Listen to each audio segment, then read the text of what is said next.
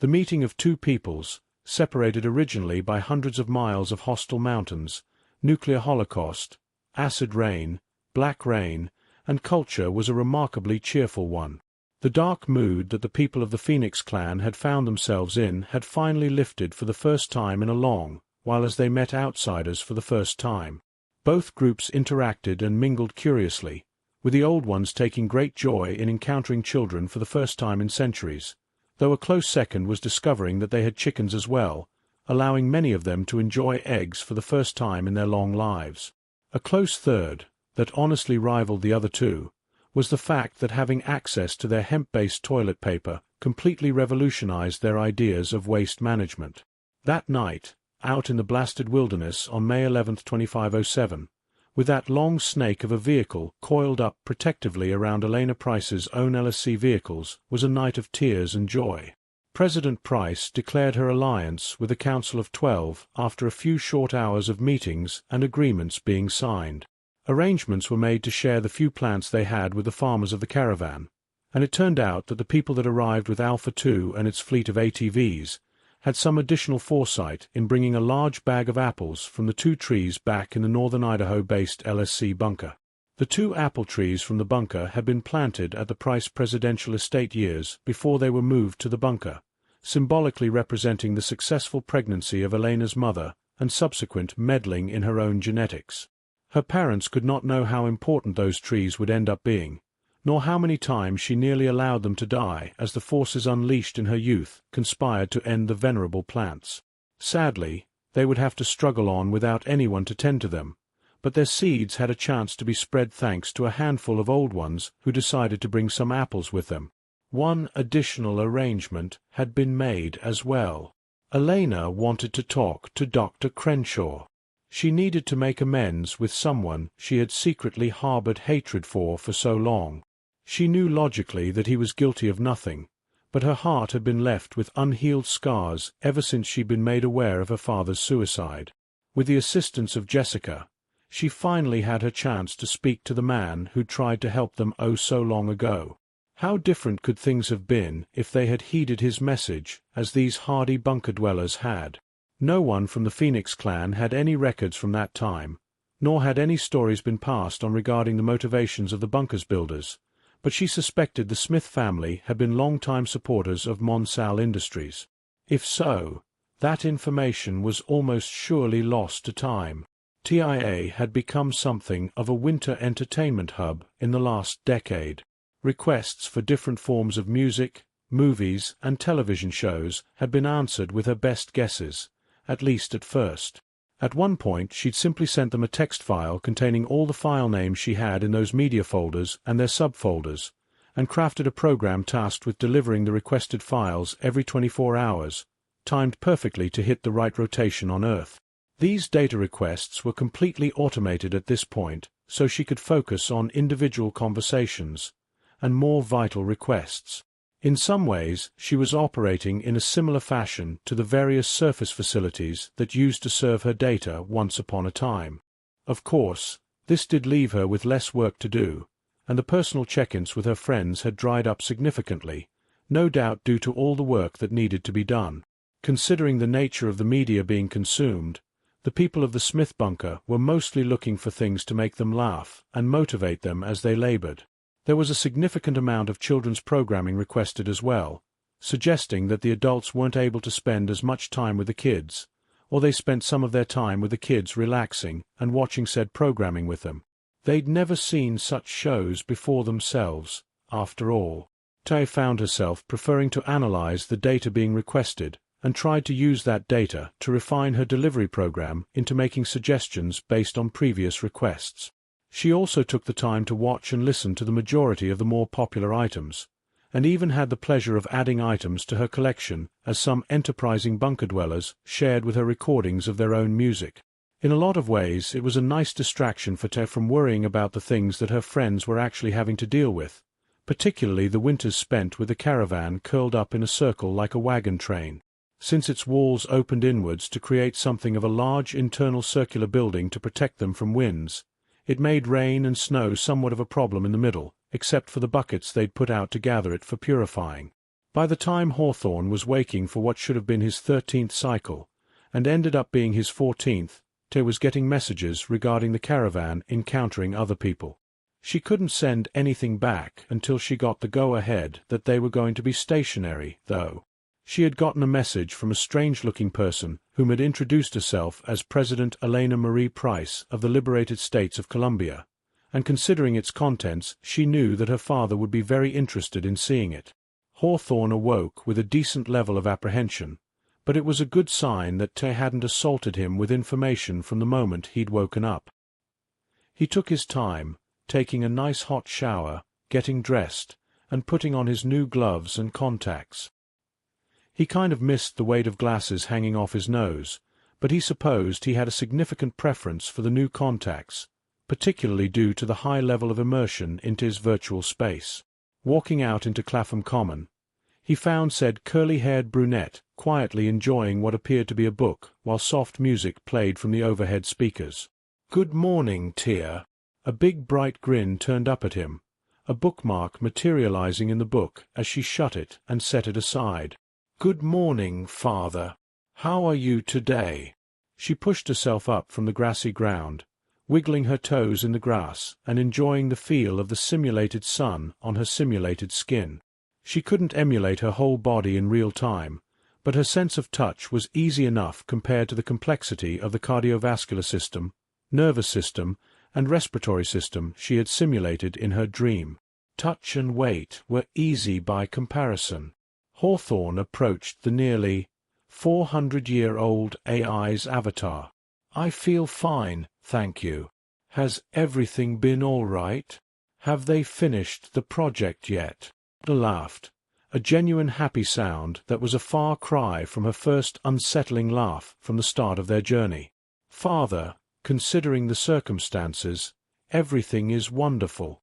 The caravan has reached Northern California, and they just contacted us regarding other people they've encountered who have joined them. I've also been really enjoying the music they sent back to me.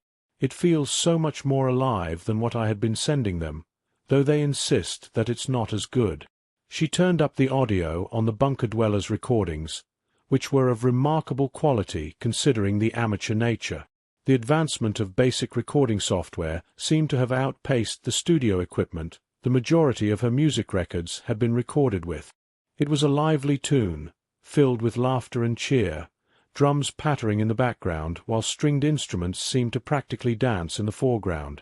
Rhythmic clapping from an audible audience helped keep the beat, and a vibrant and passionate voice sang along, with the audience answering back in a noisy fashion.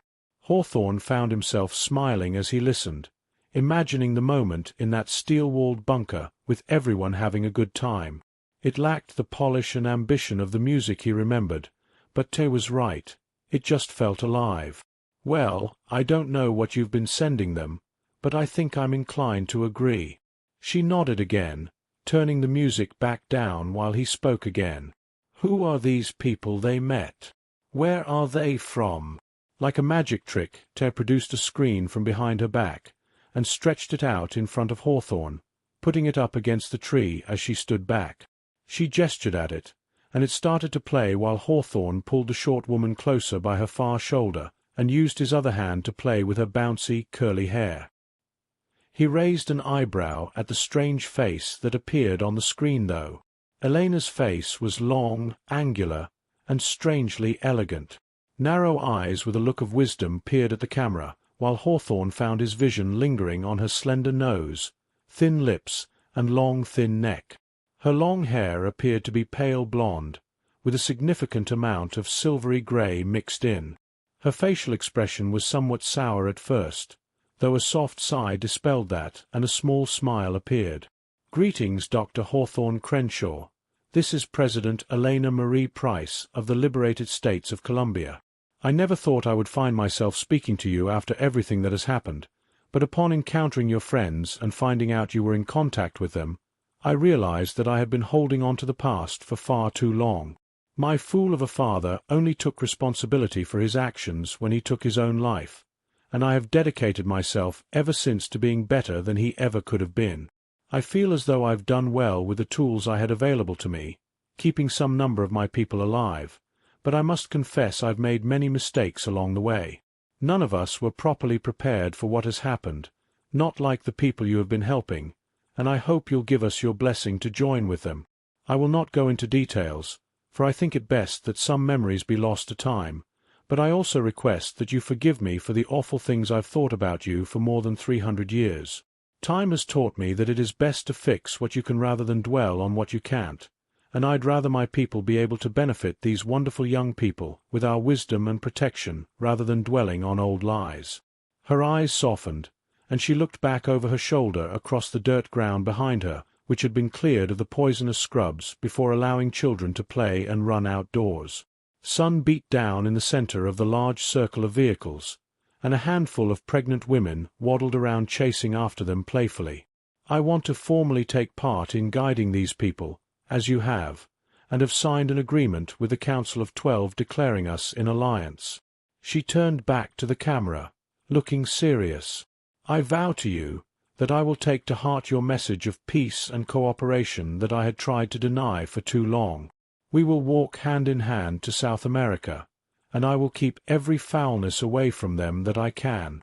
I only hope you can forgive foolish people for not heeding you sooner.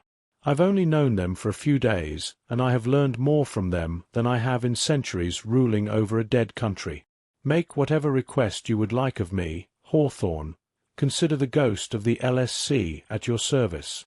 The message ended there, and Tay brought up another, revealing a friendly, familiar face. Jessica had aged quite gracefully, with her red hair mixed thoroughly with its own silvery grey hair. Hugging her from behind was her husband Clint, whom had gone completely grey, but showed no signs of balding. He seemed to have no intention of interrupting the conversation his wife wanted to have with the good doctor. "Hello, Dr. Crenshaw. It's been so long. I'm older than you are now, so I fully expect you'll respect your seniors." She grinned. "Of course, I'm sure you know. I'm not even remotely the oldest among the people in our group now. Elena said they're called the Old Ones, and that she's the only one who was alive before the cataclysm. We've done our best to keep the children from bothering her too much, but she seems to really enjoy telling stories about what the world used to be like. It might be a little tricky to integrate them into the group, but we're pretty sure everyone will get along. We've gotten to Redding in California. We have been able to locate some aluminum, but a lot of it has corroded before we could get to it. We can recycle that, but it's a lot harder to identify and gather in that state. Elena seems to think that we can hook up the generators from her vehicles to our power supply though, so we should probably be okay as we continue south. She said they were nuclear dash. Clint interrupted her from behind. "Nuclear, dear, nuclear." She blushed and nodded. Right. Nuclear power plants are what she's been using to recharge her vehicles. That's why she was out here in the first place. Her people were opening up the old LSC silos to gather fuel for their generators, just like we are with the aluminum. She said that we're welcome to take whatever else we need from the silos too, so I'm hoping that there's plenty of materials and parts there. She hummed softly, thinking. Clint spoke quietly again. "The map," and kissed the top of her head. Of course. We're coordinating with Elena to hit up every silo she knows about on the way south to make sure we have lots of fuel and resources. We have no idea what we'll be able to scavenge. The cities have been largely useless so far, so we need to get everything we can. It'll take us a little longer to get down to Sacramento, but we'll be much better prepared for dealing with the challenges. I think we're going to be okay though, Hawthorne. Oh! She turned her head and shouted. "Hawthy, bring over the box." She turned back to the screen. "You're going to find this fascinating." Thorne waved a bit from behind, handing his father the large box, which he held in front of Elena, allowing her to withdraw the heavy contents. "Okay, so this." She turned it to face the screen. "This is the head of one of those roach things. As far as we can tell, there's a lot of heavy elements in its shell, but we haven't had much time to study it yet. Elena said they accidentally burned one before though, and she's pretty sure what was left over was iron. These things are apparently, at least partially made of iron. That must be why they were sucking on steel girders and other metal things. They were eating the iron and carbon. That's the working theory, anyway. She reboxed the disturbing head, and Clint took it away, leaving her alone. We're figuring it out, though. We've made strong allies, and everyone's spirits are as high as they were before your last message. She hesitated a bit, unsure if she wanted to continue. The elders decided that caring for and feeding them was too much of a burden, and that until we got underway we should avoid having any more children. The elders all fasted and allowed themselves to pass, and it's been hanging on us ever since. I'd be lying if I said we didn't need such a momentous occasion as making new friends to ease over our wounded hearts. I hope whatever Elena said to you wasn't too harsh, though. My son said she'd yelled something to him about you taking her father. Jessica seemed to dwell on that idea for a moment. Well, as a woman whose father died due to your advice myself, I personally want to say that it's not your fault. We make our own decisions in life, and we never could have gotten this far, nor probably even met the LSC people if our elders hadn't left us when they did. It was hard work, and we needed the food. They were totally right. Jessica hummed, thinking for a moment. My son and one of the LSC scouts hunted down one of those roaches, one that killed one of our younger scouts, Tabitha. It took a fair bit of firepower to do the damage needed, but they ambushed it. We're waiting for it to cool down before trying to bring parts of it back for studying. Elena said the one they'd killed before hadn't been quite as accessible, and they didn't have the manpower to extract it for study, so we're hoping we learn a lot about it. It's the only one we've seen in the area, and we've been considering the possibility that they came from the south, and that we'll encounter more of them the further we go. Hawthy was worried that they might have eaten lots of people and destroyed bunkers further south. I'm personally hoping that isn't true, but Elena seems to think that her firepower will be needed against them. She smiled, that same bright shiny smile that Tis seemed to emulate. I think we could use one of your rousing, hopeful speeches, if you have any left in you, Dr. Crenshaw. We'll be here for the next 7 days or so while we get everything coordinated and prepare to head out. That'll give you a little less than 2 days to respond, so hop to it, young man. She giggled softly, apparently having been very eager to lord over him about her age before ending the recording. Hawthorne couldn't help but laugh, shaking his head. So let's see, we've got an upstart, a time traveler, an immortal, and an AI. Quite the strange number of perspectives on time, it seems. Taya seemed a little confused as she pointed up at Hawthorne. Are you the time traveler? He nodded back at her, ruffling up her hair. Of course, I jump ahead in time over and over, while everyone else has to live through the intervening time. I suppose we're all traveling forwards, though. I think we should take our elders' wisdom seriously. No sense dwelling on what's behind us as long as we have a way ahead. Hawthorne felt over the moon about the whole thing, getting to watch from so far away as 2 different groups of people come together. What were the chances that both groups had survived so long in isolation, only to encounter each other and come together like that? Tia, you've done a wonderful job supporting them.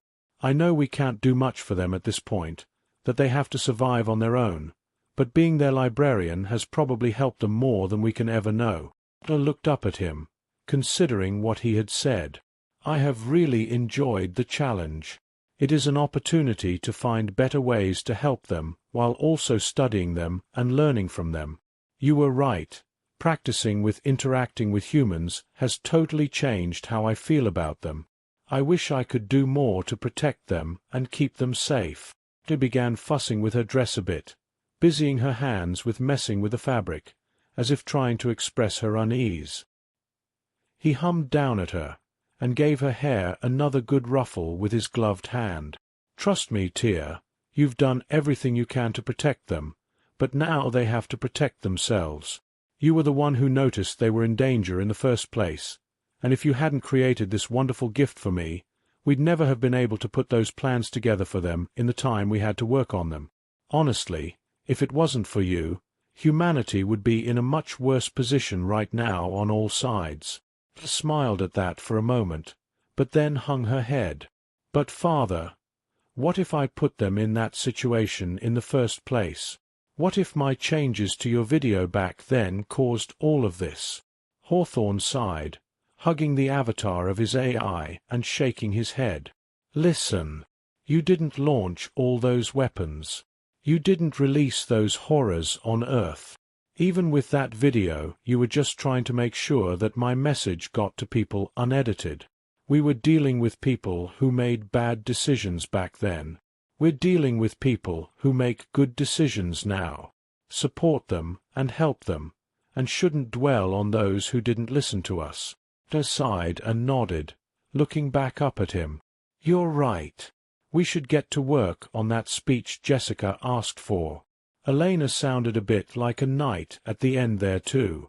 She could use a little motivation, I think. I'm still having trouble believing that any old ones survived after what I read about them. They must be more hardy than the doctors thought they were. It should be interesting to see how long they'll last. He hummed, stepping back from Tay and smiling down at her. All right, I'm going to get to composing this after breakfast. I'd love if you could provide me some of the statistics you've gathered on their interests. Tay smiled brightly, pleased to be able to help, feeling much better after the little pep talk. She was quick to get to work, zipping about to gather the data he'd requested and handle the food request. Tay's log, May 15, 2507, AC 374. I am currently assisting Hawthorne with providing statistics regarding the media requests of the Phoenix clan. Something he said reminded me of a thought I had after the cataclysm. I had decided that I wanted to protect and care for the colonists encased within my body, perhaps like a mother. Having found myself in a position to look after the humans I have contact with on Earth, I find myself feeling responsible for them in a very similar way. I am realizing how undeveloped I was at the time when I had made that first decision, though I am pleased to now understand why I did it. While I understand that the purpose of my construction was to both protect my passengers, as well as attend to Hawthorne's needs, I now feel as though I have taken the responsibility of trying to safeguard as much of humanity as I can. I have learned a lot from Jessica and the others about how to interact with people, as well as how to be a person. I still feel as though I am merely emulating them, but the more I express myself, the more it feels natural. I am still disappointed that my gift for Hawthorne was spoiled, but pleased that it proved useful. I know what I am feeling are simple feelings, but they feel more complex every day. They are also much more pleasant than the sadness I had experienced before in past cycles. Emotions are interesting. They motivate me in ways that even Hawthorne's orders and requests never really did. Where before I felt a duty to do what was asked of me, I now genuinely want to help, and I enjoy doing so. I am satisfied with feeling useful to the humans that I interact with, and desire to do more to ensure their well-being. I believe this motivation has caused me to do things and develop my thinking in ways I can't imagine I would have otherwise. I continue to build social skills and construct my own personality the more I interact with them, and I find that it decreases my need to intentionally try to modify myself. Like other things I have done, repetition and experimentation seems to etch things into my being, removing the need to process them again. This appears to be central to my nature, to struggle with new things, but once complete I can call upon them at will. I will continue to consider how to apply this. I now completely understand why Hawthorne insisted I analyze him, and recordings of him. It built a baseline of understanding to expand from that. I can now consider my foundation. I find myself excited at the prospects of how I may continue to grow and mature. I think if I were to give an honest assessment of my emotional development, I'd compare myself to a human child who desires the approval of their parent, with many more capabilities to actually earn that approval. This level of growth seems acceptable to me for now. End log. Jessica and Elena were only a few of the people gathered around the old beta facility computers once it was announced that they were receiving a transmission late in the day on May 18th. Considering the way the computers had been arranged to be facing the inward part of the ring when the caravan circled the wagon, a lot more people than ever before could gather around the screen. Of course, monitors all over were displaying the messages on a slight delay as well, but people tended to want to see it from the source. Once again Dr. Hawthorne Crenshaw appeared, his advanced contacts making him look somewhat more artificial than he did with his old glasses. He looked well rested, and had a huge smile on his face as he looked at the camera. "Greetings, honored elders, and friends of both the Phoenix clan and now the liberated states of Columbia. I hope you will forgive my joke, as Miss Jessica had been teasing me about how much younger I am than her, though I do mean it seriously as well in reference to your new guests." He let out a soft sigh, smiling softly. "I wanted to tell you all that I am so very proud of you. You have accomplished so much, and overcome impossible odds to get here today. Things that may seem boring and routine to you are so incredible to me that I can scarcely believe we are the same species. You are so much stronger and more resilient than the people of Earth that I left behind so long ago, and I am humbled that I can play any significant part in your lives. Your ability to adapt and withstand are a testament to the strength of the human spirit. It is truly impossible for me to imagine the powerful will that your people must command to accomplish all that you have. When my companions and I had left, we had been very picky about the sorts of people that came with us. I had originally thought that I had brought the best and brightest that humanity had to offer with me, but in a lot of ways I wish I could have brought you instead. You are all truly an inspiration, and I hope when I teach my companions about you far into the future, that they will be able to appreciate what a wonder you all are. I personally think that Earth is in good hands. That said, you still have much more to do. The planet will not be kind, and it will challenge you to your limits, and you must continue to be strong. President Elena Price, you said that you consider the LSC at my service. I ask only one thing of you, something you have already vowed to do. Protect these people, and provide your wisdom and guidance when you can." Hawthorne chuckled a bit. "They have already proven they have what it takes to thrive, and I request that you try not to stand in their way. Support them, protect them, and guide them. Phoenix Clan, I have a request of you as well. Help President Price and her people as well. Be there for each other and learn everything you can from each other. You have a tradition of honoring your elders, and these should be considered no different. Take advantage of their knowledge and perspective, and show them what you are capable of. You are all strong, intelligent, and resilient, and as long as you trust in each other and lean on each other, I can't imagine any challenge you can't handle. I believe in you. Tia and I will be up here watching over you. Show that world who's boss." Shouts and laughs sounded up from the assembled people in something of a wave, following the minor delay in transmission between the beta facility computers and the rest of the caravan's displays. Jessica and Elena shared a smile as they turned to watch their people celebrate. Instruments were brought together in the middle to play music, while a handful of incredibly tall old ones danced with the hardy, shorter humans. There were even a few old ones that had been dragged into some celebratory kisses. Jessica lifted an eyebrow at that, and glanced up at Elena, trying to talk over the noise. "Hey, do you think any of your people would be interested some cultural exchanges?" Elena blinked, then glanced over to Megan. The cyborg woman stood there, dispassionate and disinterested. She did speak up, though. "She is suggesting sexual relations, Miss Price." Elena looked a bit shocked at that, looking back to Jessica's grinning face. "The thought hadn't even occurred to me. I'm sure some of them would like to try, though." Jessica had really embraced her inner matchmaker now that she was an elder.